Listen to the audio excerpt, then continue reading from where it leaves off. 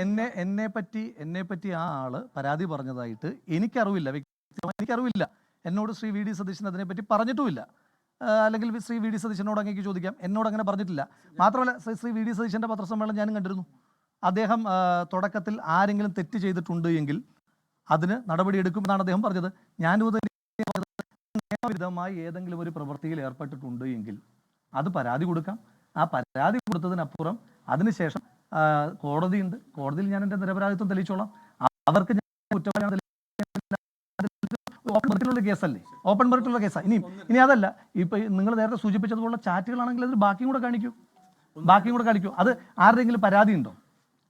Shrimati honey ഭാസ്കറിന് പരാതി ഉണ്ടോ?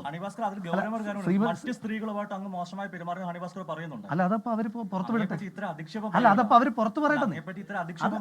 അതിപ്പോ അവര് പുറത്തു വിടട്ടെ.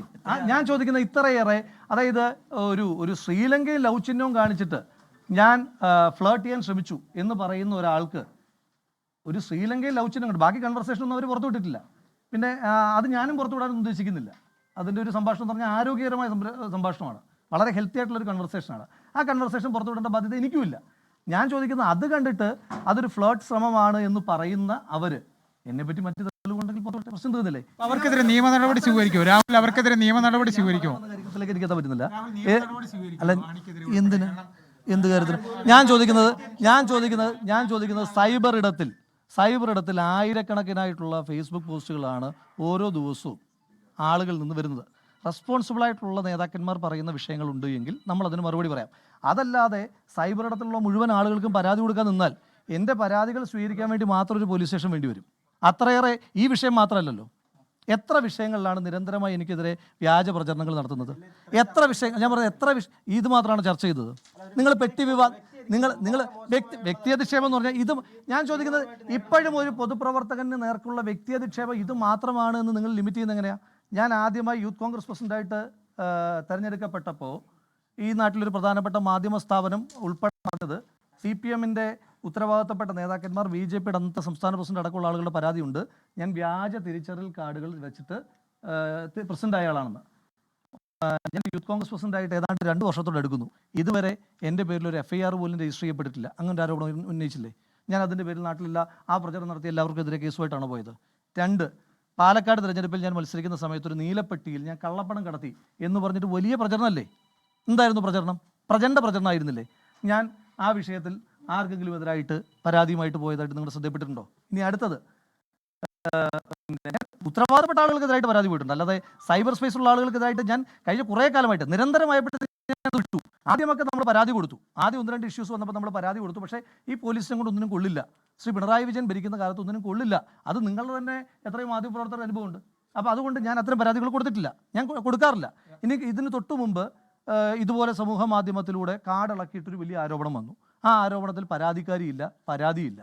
ആ ആരോപണത്തിൽ ഞാൻ ആർക്കെങ്കിലും എതിരെ നിയമ നടപടിയായിട്ട് പോയിട്ടുണ്ടോ? ഇല്ല. ഞാൻ പറയട്ടെ, അല്ല, ഞാനതാ പറഞ്ഞത്, ഏതെങ്കിലും ഒരു പരാതിക്കാരി ഉണ്ടെങ്കിൽ അത് പുറത്തു വരട്ടെ. ഇന്നലെ ഞാൻ ഇനിയെങ്കിലും ഞാൻ പറയാൻ വന്ന കാര്യം ഒന്ന് പൂർത്തീകരിക്കാൻ. രാഹുൽ, ഇന്നലെ ആക്ഷേപം ഉന്നയിച്ച ആ നടി പറഞ്ഞത് ഹൂ കെയർ എന്ന് പറഞ്ഞ നേതാവ് എന്നാണ് ആ പെൺകുട്ടി ആവർത്തിച്ച് പറഞ്ഞത്. രാഹുൽ പാലക്കാട് ഉപയോഗിച്ച ഒരു പ്രയോഗമല്ലേ ഹൂ കെയർ എന്ന് പറയുന്നത്? അപ്പൊ ആ പെൺകുട്ടി സുഹൃത്താണെന്ന് പറഞ്ഞു. അവരെ വിളിച്ച് ചോദിച്ചിരുന്നോ ഇത് ആരെ കുറിച്ചാണ് ഈ ആക്ഷേപം എന്ന്? അടുത്ത സുഹൃത്തായിരുന്നില്ലേ, വിളിച്ചു ചോദിച്ചിരുന്നോ? ഞാൻ പറയട്ടെ, ഇനി ആ കുട്ടിക്ക് ഉൾപ്പെടെ പരാതി ഉണ്ടെങ്കിൽ, ഞാൻ എന്താ പറഞ്ഞത്, ഇനി ആ കുട്ടിക്ക് അത്തരത്തിലൊരു പരാതി ഉണ്ട് എങ്കിൽ ആ കുട്ടി പരാതി കൊടുക്കുമ്പോൾ അത് കോടതിയിലെത്തുമല്ലോ. കോടതിയിലെത്തുമ്പോൾ നമുക്ക് ബാക്കി കാര്യം നിയമപരമായി പോകുന്നില്ല എന്നാ പറഞ്ഞത്. അല്ല, ഞാൻ പറയട്ടെ, ആ കുട്ടിക്കൊരു പരാതി ഉണ്ടെങ്കിൽ ആ പരാതി നിയമത്തിന് മുന്നിലെത്തുമ്പോൾ കോടതിയിൽ ഞാൻ എൻ്റെ നിരപരാധിത്വം തെളിയിക്കാൻ തയ്യാറാണ്. പക്ഷേ ആ കുട്ടി പോലും പരാതി പറയുന്നില്ല.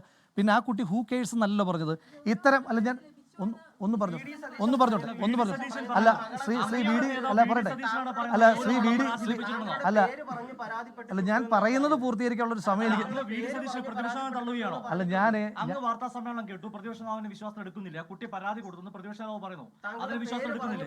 അല്ല, ഞാനൊന്ന് പൂർത്തീകരിക്കാനുള്ള ഒരു സമയം തരണം. ഇപ്പം അങ്ങ് പറയുന്നതിന് മുന്നേ പ്രതിപക്ഷ നേതാവിനെ തള്ളി യൂത്ത് കോൺഗ്രസ് പ്രസിഡന്റ് എന്നൊരു വാർത്ത ഉദ്ദേശിക്കുന്നെങ്കിൽ എനിക്കറിയില്ല.